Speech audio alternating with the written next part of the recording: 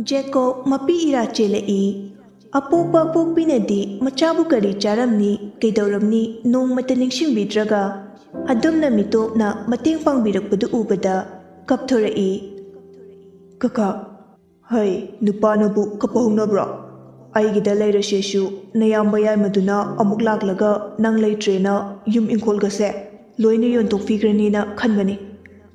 Kaka, ai yumsida adum leichege. Kakana pangbiriba matengse nachana punshigi kaujaroye. Pangni kakana angamba khradi adum pangbinida. Sese lokshilo kaka thengkre. Jacob paisagi darka ngakto oibanina piramlibadu lokshili. Fare kaka chatlage ko. Chawhaldu chatkre. Rosni di shauningbana mayumda laklaga machagi kagi thongdu mapandagi lonsilami. Madu lonbadu ubadagi Rogerna Jacobda phone taurai. Jacob magi kada prap changaktuna phone du pairami. Bye. Horen bora chaukshay bada yaroi. Aikoi hinchavisina thonglonsingre. Bye. Nangshu cheviramani. Ado matam khradi aikoi ni lapnarasi. Nangbutina ningdabai natte. Bye. Koino.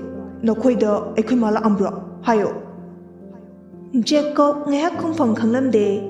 Rogerna. Hayo bye. Kai hayongge. Kai shuaramdeda. Chak khibra hanglambane. Oidaba ngangano. Ai imagi magun chapchana khange. Adu haraga Rogerna magi kadagi laurai. Ima, thong syango kau khairak tringida. Hingchabi, channaroidabi, mi fatabi, mi tinayadabi. Rosni tarabasu thongdudi hanglamde. Nakhongdu thidakchani ko nang lamyana hengano. Kaigino Jacob hoida chatluise. Phone dana Jacob na. Bye. Amta ngai khome. Hello. Bye. Tae bye. Ai khoidolomna saugatori. Thongse thugai doini yengo. Amta saukhinose. Madam na kaisu fataba hairamba nateda. Chakchani ga hairamde noibu tinnagano haiba nate. Nahi tamliba satrani. Nahi de pukning chango. Matik chana bu hotno. Arembada matam manghangano shikha hairambane. Adorasu oja sabiba man amo. Ihe, aigidi ojani kaino nangina mama ojeraso. Hoine adubudi ada nongondaga cheramladi lan toge tawnida. Yare lan ga tobiranu kaisu fataba harimdeko. Fare ado kona pulisiko. Hoi vai adudi thamageko. Aishu inkol mate khara leirise pochei thanaba yumpa amta tawrukige. Hoi thabakse phokibasina thame. Phone du thamnakre. Roger shumamana thonglonchinduna thamkibanina anidu nongnini di unaramde. Phone da ngahak message tanaba paw fawnaba khaktani.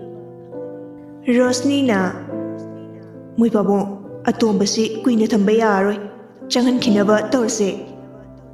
Ramna Aishu chatayarudorine sutishu loramda yakhiroi. Adubu haibane aidi Jacob kayamna pulaningdeko. Mayambado lalhobo yaukhibanina Jacobsu nongmadi pulisna wanghang balakini.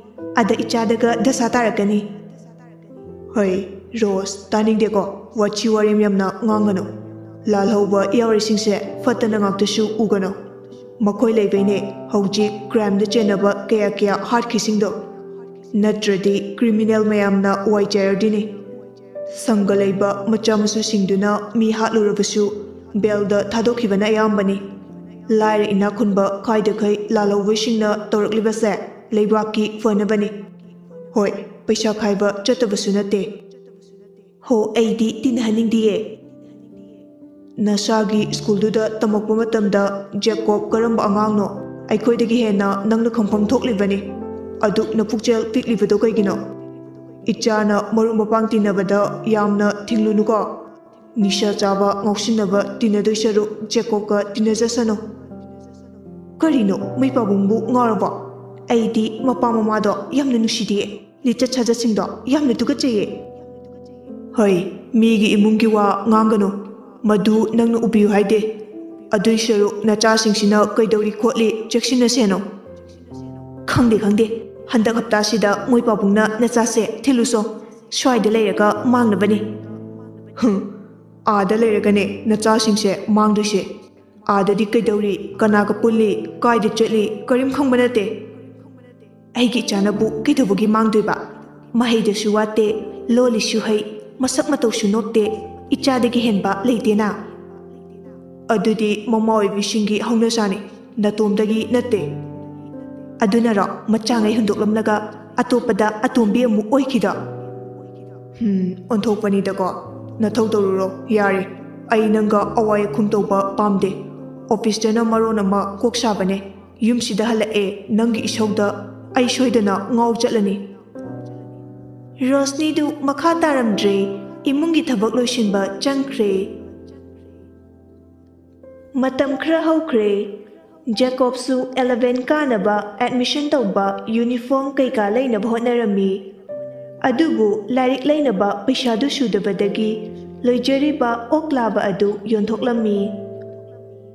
Mana loijaba sanga khudingmak yamna nushina khanjaba Jacobni.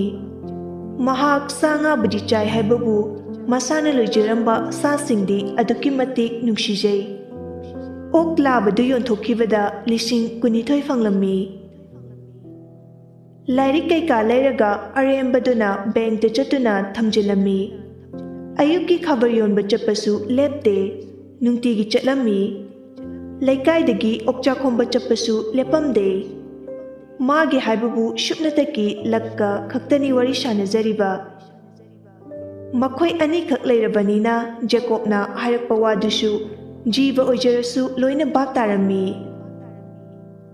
Mapa mamana machasingdubu nupani mana thokpa hingjarasanu haiduna hundokpiramlabani. Machagi karimta khandraba mapa mamadu pau karisu takhidre. Jacob nasu warokhibana nomata mapa mamagi khongol lirudre. Hayeng dangaire Roger chatkidauba. Adubu mama ibi mana namdana machabu yumdagi mapan thokalamde. Roger mathai nungaitabga sauningbaga mapabungi kada lae. Pabung atomba keke wale nafinarol gadu yenguko aada yoraga adu watlamme ada watlamme amuk torakani. Pabung watre yare ado ai hayeng chatorobani Jacob ki manakta amuktadi chatlugeda. Chatluro ado imana shita sangvidawna getso lonjingre.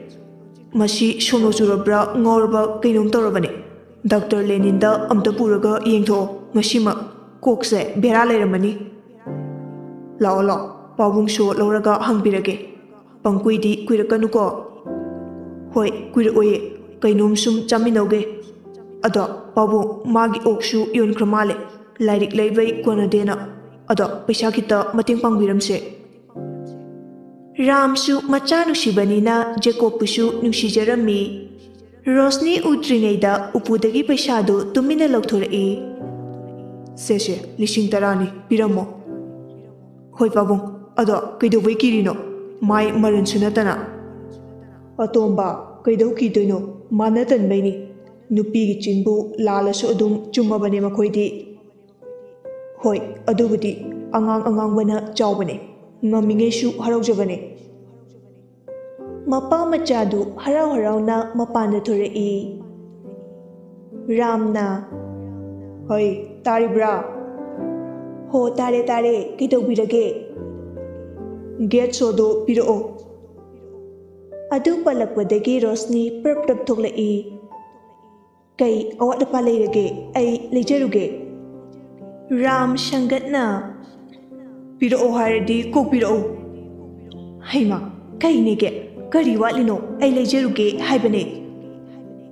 Ram du shauninglakpadagi getu khongpakna kaurami. Nangni shilolibasi kana huranba changloktorige. Mabukte yepriba sodu Rosni shu sauraga langthorai. Huranba changloktordi leitige. Hurana chatoba midi yamna leye adugi loliba. Ramsu हुरानबदो अइसु यावना चटलुरगे नंग कैदोगे हाइबनो हो चपिख्रो इशौ लांगलांगदना इमुंगदे चंख्रे Mopa मचादु सोदो हांगलगा Jakob होइदे लाई रामना पाबुंग असैफो walking चटलुगे मी अमतसु उनरुगे नंगसु ngaiha kai kaino chaminaraga hanjiluko अस पाबुंग पुन हंजिमिनसे अइने अखोय मासे गम हैनदेको होय होय पाबुंगना हालगना लागे नंगना हालगना club की नाकंदा ngairamo होय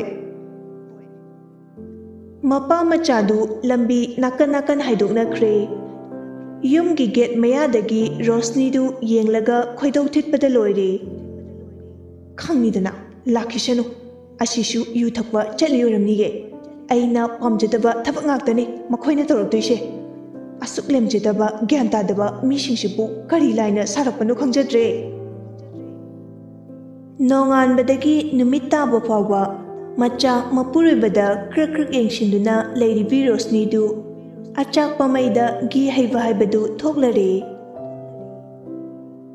शोमदना मरुक अनिदु हावबा हावतबा Maggi हौरगा चामिनरी जेकोबना bye Facebook तने अबेमदो फ्रेंड रिक्वेस्ट थारे कनानो अबेम हाइदे अइना खबर नुतिगी पीबा चटपा इनायमना खुनबा युम अमगी मचाने ओ माना नंहाना खंगब्रा खंगबने ककारा मिसदसु ट्यूशन दमबने ओ मसु फजब्रा खंगदेदा कैसु थीदबने फ्रेंड ओइरब नत्रा ओइरे मसु इंगे जेकोबना फोनदुदगी एफबी हांगलगा अबेंगी फोटोदु येंगहलमी रोजरना ओश फजैने अइसु रिक्वेस्ट थाजंगे थाजिलो दिनसायो जेकोब की फ्रेंड हाइखो होय हाइगे रोजरसु अबेमदा friend request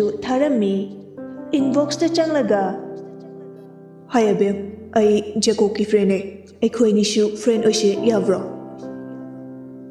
अबेमदु online लेटेबनीना accept तौरक्लमदे by online लेटिए कोना एक्सेप्ट तौजरक्लनी अदो फोन नंबर दी लेट्रो लेटेदा आई कया क्लोज ओइदेदा अस नुपीदुना नंग पामी जालो हेरा नंगसु कैसु पामलुमोइको इचम चमना सुम खलमनी इहे आइदी काउगाविने से 10K ने कइगिनो बाय नुंगसिबै पीरिने अस यारे बाय नंग हाये चटलने हाबदो आइना हाय अचा खरा लेरुबने पुको कइदौ लेरुइनो नंगनदा सुम मतेंग पांगबदो इकाय आइसु मरुकी असिफौदी लेबे याइदना फरेसे आई अचारदु लौरगे नंगसु हराव हरावना 10K से लौसिलो पाबुंगना पिरकपने जेकोबती रोजरना पिरकपदु कैसु खलमदे मपाबुंगना पिरकपनी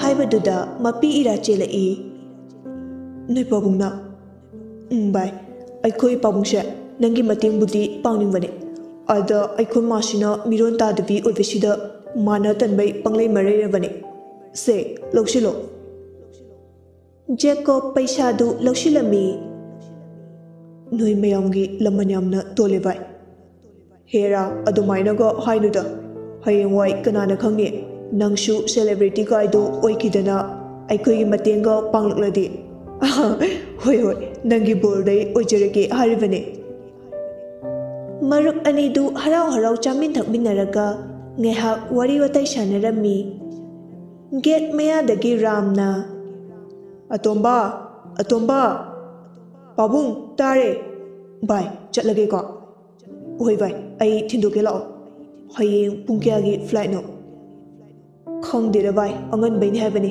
ngan ta na dum chakhrani bai chek loi ti faudi thoklak loi ko ado kisu khalunu da phone da paw marak phawna se hoi yai ramna lao roger na as babu you thaklu ra kaino ni da kaka thui boina sum glass amatang pai khise na thaklu bani you na te da hidak ni horak lani you na te hidak ni haishini Jacob mapa machana wari sana sana na chatkibadu nokmi yengduna lejahawi. Mapa machana hainabadu chapchana hek thoklare. Rosni ishaw langba horai. Laikai shiki jutchadaba mayam shiga punba langba yamna pamro na khoi. Ramshu yu khara thaklurabanina tumina leijarami. Atomba nang kada chango. Roger shu magi kada tumina changkhre. Rosni di loire amuk toiba. Adubu Ram karishu manarude ashumaina adum tawlairabani khalami. Tanjadada Delhi da laiba machanupadu mapada phone tawrai. Ajoba kidore. Gyan taba saraga rokina. Babu maruk jakidu aigida lai. Mana babunga wari khara sanage hai. Oh ho ho.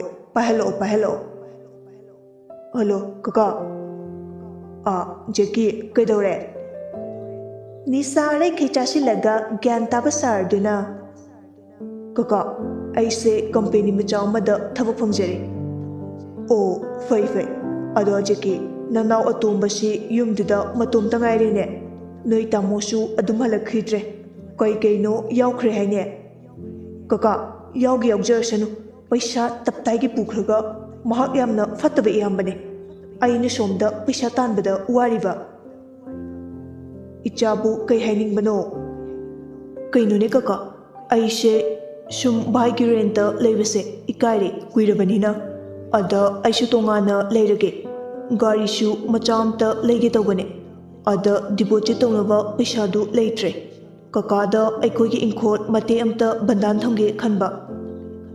Hoi, hanasu aina tangkhai budi lore.